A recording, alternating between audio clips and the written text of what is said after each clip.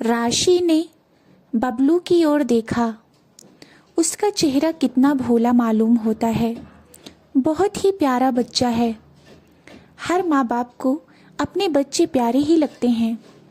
बबलू गोरा चिट्टा बच्चा था जिसको देखकर सभी को उसे प्यार करने का मन होता था। फिर राशि तो उसकी माँ थी।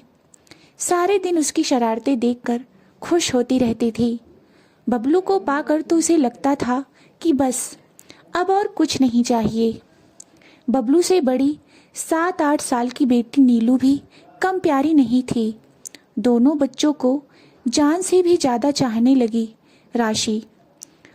उनके प्रति लापरवाह वह कैसे हो गई थी। आज तो हद हो गई। सुबह जब वह ऑटो पर बैठने लगी तो बबलू उसके पाँव से लिपट गया। प्यार से मनाने पर नहीं माना तो राशि ने उसे डांटा। देर तो हो ही रही थी। उसने आओ देखा ना ताओ उसके गाल पर एक चांटा जड़ दिया। चांटा कुछ जोर से पड़ गया था। उंगलियों के निशान गाल पर उभर आए थे। उसके रोने की आवाज़ सुनकर उसके दादाजी बाहर आ गए और बबलू को गोद में लेकर मनाने लगे। सास ने जो आंख तरेर कर राशि की ओर देखा तो वह सहम गई। ऑटो में बैठते हुए ससुर जी की आवाज़ सुनाई दी, जब करते नहीं बनता तो क्यों करती हो नौकरी। यहाँ क्या खाने के लाले पड़ रहे हैं। स्कूल में उस दिन किसी काम में मन नहीं लग रहा था। इच्छा तो हो रही थी छुट्टी लेकर घर आ जाए, पर अभी नौकरी लगे 2-2.5 महीने ही हुए थे। प्रधानाध्यापिका वैसे भी कहती रहती थी, भाई नौकरी तो बच्चों वाली को करना ही नहीं चाहिए। रहेंगी स्कूल में और ध्यान रहेगा पप्पू लल्ली में। यह कहकर वे एक तिरस्कारपूर्ण हंसी हंसती रहती। वे खुद 45 वर्ष की आयु में भी कुंवारी थी। स्कूल का समय समाप्त होते ही राशि ऑटो के लिए ऐसे दौड़ी कि सामने से आती हुई प्रधानाध्यापिका व अन्य 2 अध्यापिकाओं को अभिवादन करना तक भूल गई। ऑटो में आकर बैठने के बाद उसे इस बात का एहसास आया, दोनों अध्यापिकाओं की प्रधानाध्यापिका के साथ बनती भी अच्छी थी और वे उससे वरिष्ठ भी थी। खैर जो भी हुआ अब क्या हो सकता था। आटे वालों से उतावलापन दिखाते हुए कहा, जल्दी चलो। कुछ दूर जाकर ऑटो वाले ने पूछा, साहब क्या करते हैं। बहुत बड़े वकील हैं, राशि ने सगर्व कहा। आटे वाले ने मुंह से कुछ नहीं कहा, सिर्फ एक हल्की सी मुस्कान के साथ पीछे मुड़कर उसे देख लिया। उसकी इस मुस्कान से उसे सुबह की घटना फिर याद आ गई। जैसे जैसे घर करीब आता गया राशि का संकोच बढ़ता ही गया। सास ससुर से कैसे आंख मिलाए। सुबह तो पति अजय घर पर नहीं थे, पर अब अजय को भी मालूम हो गया होगा बच्चों को वो कितना चाहते हैं। जहाँ तक हो सके वे प्यार से ही उन्हें समझाते हैं। बच्चे भी अपने पिता से बहुत ही हिले मिले थे। घर के आगे ऑटो रुका। बबलू रोज की तरह दौड़कर नहीं आया। नीलू भी सिर्फ एक बार झांक कर भीतर चली गई। अंदर जाकर उसने धीरे से बबलू को आवाज दी। वह दूर से ही बोला, हम नहीं आते, आप मालती हैं, आपसे अमाली कट्टी हो गई। राशि वैसे ही बिस्तर पर चुपचाप वैसे ही आंख बंद किए पड़ी रही। किसी ने बत्ती जलाई, सास ही थी। उसके करीब आकर बोली, चलो बहू, हाथ मुंह धोकर कुछ खा पी लो। सास की हमदर्दी अच्छी भी लगी और साथ में शर्म भी आई। रात का खाना पीना खत्म हुआ तो सब बिस्तर पर चले गए थे। अजय खाना खाकर दूसरे कमरे में चला गया जरूरी केस देखने। राशि को उनका बाहर जाना भी उस दिन राहत ही दे रहा था। बबलू करवट बदलते हुए नींद में कुछ बड़बड़ाया। राशि ने उसको चादर उठाई, फिर नीलू की ओर देखा। आज नीलू भी उससे घर आने के बाद ज्यादा बोली नहीं। और दिनों तो स्कूल की छोटी छोटी बात बताती, तरह तरह के प्रश्न पूछती रहती, साथ में खाना खाने की जिद करती। फिर सोते समय जब तक एक आध कहानी ना सुन ले उसे नींद नहीं आती थी। पर आज राशि को लग रहा था मानो बच्चे पराये हो गए, उससे दूर हो रहे थे। 2.5 साल के बच्चे में अपना पराया की क्या समझ हो सकती है। वह तो माँ को ही सब कुछ समझता है। माँ भी तो उससे बिछुड़कर कहाँ रहना चाहती है। वह दिन भी कितना बुरा था जब वह पहली बार इंदु से मिली थी। राशि सोचने लगी, कैसी सजी धजी थी इंदु। बात बात पर उसका हंसना। राशि को उस दिन वह जीवन से परिपूर्ण एकदम जीवंत लगी। अजय और मनोज साथ ही पढ़े थे। आजकल मनोज उसी शहर में लॉ कॉलेज में लेक्चरर से तरक्की पाकर प्रोफेसर बन गया था। उस दिन रास्ते में जो मुलाकात हुई तो मनोज ने अजय व राशि को अपने घर आने का निमंत्रण दिया। वहां जाने पर राशि भौचक्की सी रह गई। ड्राइंग रूम था या कोई म्यूजियम। महंगी क्रोकरी में नाश्ता आया, अच्छी नई नई डिशेज। राशि तो नाश्ते के दौरान कुछ अधिक ना बोली, परंतु इंदु चहकती रही। शायद भौतिक सुख से परिपूर्ण होने पर आदमी वाचाल हो जाता है। इंदु किसी काम से अंदर चली गई। अजय और मनोज बीते दिनों की यादों में खोए हुए थे। राशि सोचने लगी, उसका पति भी वकालत में इतना तो कमा ही लेता है जिससे आराम से रहा जा सके। खाने पहनने को है, बच्चों की घी दूध की कमी नहीं, बचत भी ठीक ही है। सुख शांति से भरा पूरा परिवार है। पर मनोज के यहाँ की रौनक देखकर उसे अपना रहन सहन बड़ा तुच्छ लगा। इंदु की आवाज से राशि इतनी बुरी तरह चौंकी कि अजय और मनोज दोनों उसकी ओर देखने लगे। मनोज ने कहा, शायद भाभी को घर में छोड़े हुए बच्चों की याद आ रही है। भाभी इतना मोह भी ठीक नहीं। अब देखिए हमारी श्रीमती जी को ले दे के, एक तो लाल है सो उसको भी छात्रावास में भेज दिया।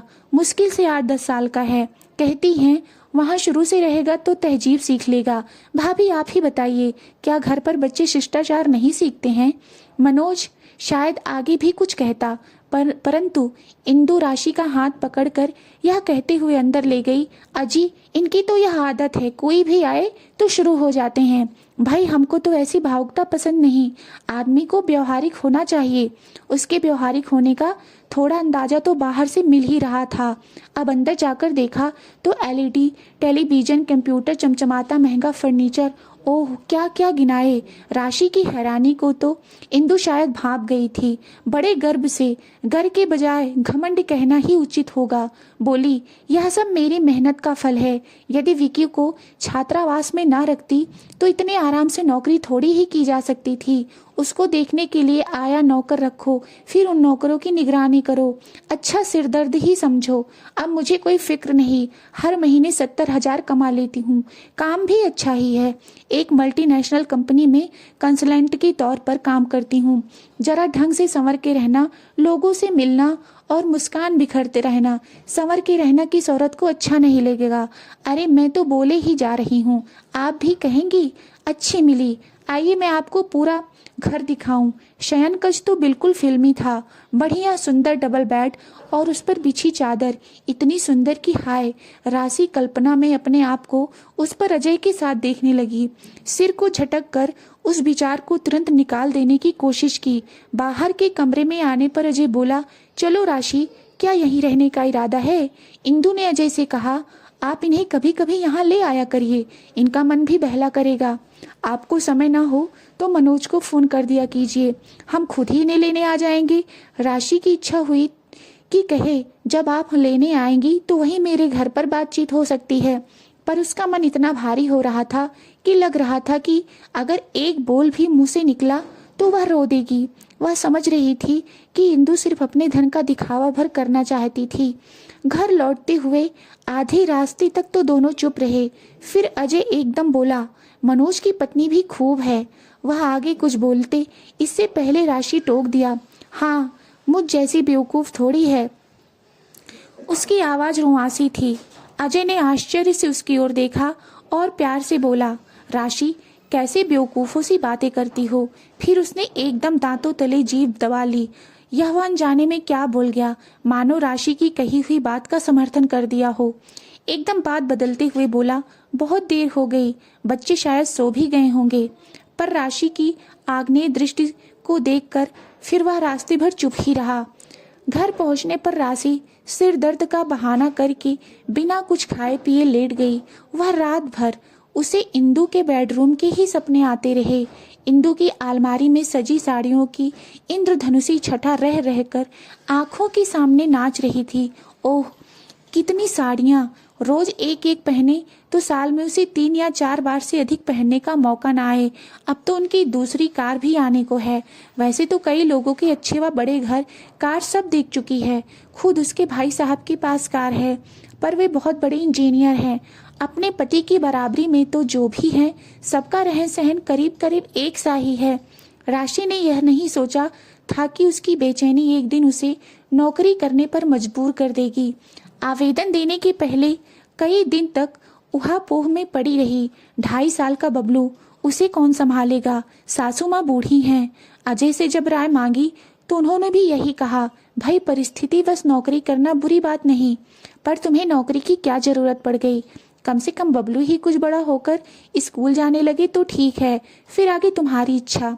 सास ससुर ने भी कहा, बहू बबलू को तो हम संभाल लेंगे, हमारा और है ही कौन, पर तुम्हारा शरीर भी तो दोनों भार को सहन कर सके तब ना। जो भी करो सोच समझ कर करो। पर उसके सिर पर तो जैसे जुनून सवार था। 6-7 दिन तक तो स्कूल में बबलू की खूब याद आती थी, फिर ठीक लगने लगा।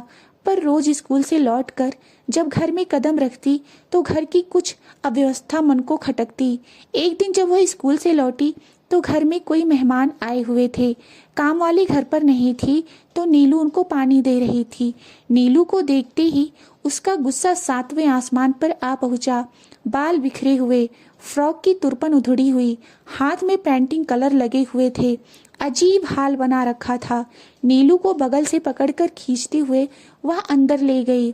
उसका तमतमाता चेहरा देखकर वहां का वातावरण एकदम बोझिल हो गया। नीलू सुबकती हुई एक कोने में खड़ी हो गई।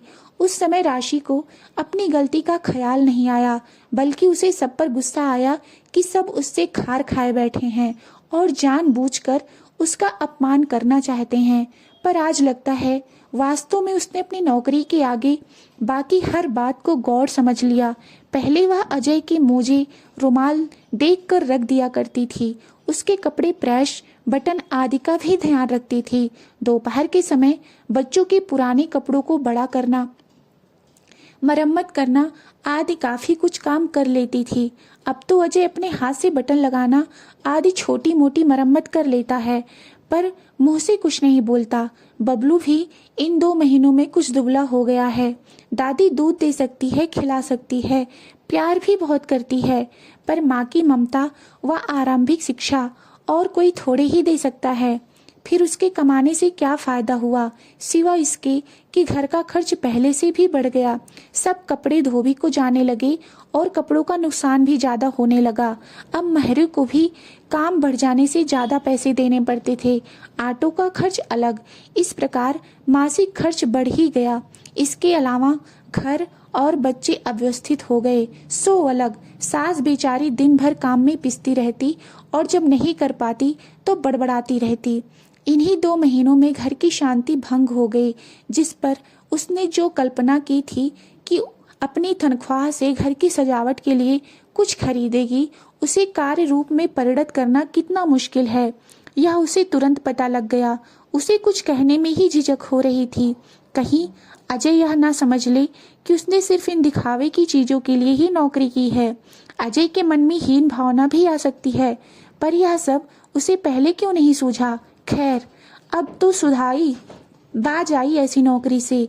उसने मन ही मन सोचा, बच्चे जरा बड़े हो जाएं तो देखा जाएगा। अगले दिन उसने अजय के चपरासी के हाथों 1 महीने का नोटिस देते हुए अपना त्यागपत्र तथा 1 दिन के आकस्मिक अवकाश की अर्जी भेज दी। अजय ने यही समझा कि शायद तबीयत खराब होने से 1-2 दिन की छुट्टी ले रखी है। बादल उमड़ घुमड़ रहे थे और बारिश की हल्की हल्की बूंदें भी पड़नी शुरू हो चुकी थी। बहुत दिनों बाद उस रात को दोनों चहलकदमी को निकले। अजय ने पूछा, क्यों अचानक तुम्हारी तबीयत को क्या हो गया? तुमने कितने दिन की छुट्टी ले ली है? राशि बोली, हमेशा के लिए। अजय परेशान सा उसकी ओर देखने लगा। सच राशि, सच? अब तुम नहीं जाओगी स्कूल? चलो, अब कमीज पैंट में बटन नहीं टाकने पड़ेंगे। धोबी को डांटने का काम भी अब तुम संभाल लोगी। हाँ, अब रात को थके होने का बहाना भी नहीं कर सकती। पर यह तो बताओ, नौकरी छोड़ क्यों दी? राशि उसके उतावलेपन को देखकर हंसते हुए मजा ले रही थी। उसे पति पर दया भी आई। बोली, हाँ, मुझे नौकरी नहीं छोड़नी चाहिए थी। जनाब दर्जी तो बन ही जाते हैं। अजीब आदमी हो। कम से कम एक बार मुझसे तो कहा होता कि राशि, तुम्हारे स्कूल जाने से मुझे कितनी परेशानी होती है। डियर, हम तो शुरू से ही कहना चाहते थे, पर हमारी बात आपको तब जचती थोड़ी ही। हमने भी सोचा कर लेने तो थोड़े मन की, अपने आप सब हाल सामने आ जाएगा तो जान जाएगी। पर यह उम्मीद नहीं थी कि तुम इतनी जल्दी नौकरी छोड़ने को तैयार हो जाओगी। खैर, तुमने अपनी परिस्थिति पहचान ली तो सब ठीक है। फिर थोड़ा रुककर बोले, हाँ राशि, सद्गृहिणी बनना कितना कठिन है। तुम जब अपने इस दायित्व को अच्छे से निभाती हो तो मुझे कितना गर्व होता है, मालूम है। यहाँ मत सोचो कि मैं तुम्हें घर से बांधने की कोशिश कर रहा हूँ। मेरी ओर से पूरी छूट है। तुम पढ़ो लिखो, कुछ नया सीखो, पर अपने दायित्व को समझकर। कुछ दूर दोनों मौन चलते रहे। अजय को लग रहा था कि राशि कुछ पूछना चाह रही है पर हिचक रही है। 2-3 बार उसने राशि की ओर देखा, मानो हिम्मत बंधा रहा हो। इंदु को देखकर आपको यह नहीं लगता कि वह कितनी लायक औरत है? उसने अपना घर कैसे सजा लिया है, तब आपको मुझ में कमी नहीं लगती? आखिर राशि ने पूछ ही लिया। अजय इतना खुलकर हंसे कि राह के इक्का दुक्का लोग भी मुड़कर उनकी ओर देखने लगे। आखिर हंसने का यह कैसा और कौन सा मौका है? राशि समझ न पाई। जब उनकी हंसी रुकी तो बोले, तुमको क्या लगता है कि मनोज बहुत खुश है? वह क्या कह रहा था मालूम है? यार, जुबान का स्वाद ही चला गया। मनपसंद की चीजें खाए तो अरसा हो गया। श्रीमती जी दफ्तर से आकर पराठे सेक देती है। बस इतवार के दिन वे छुट्टी के मूड में रहती है। देर से उठना, आराम से नहाना धोना, फिर होटल में खाना, पिक्चर।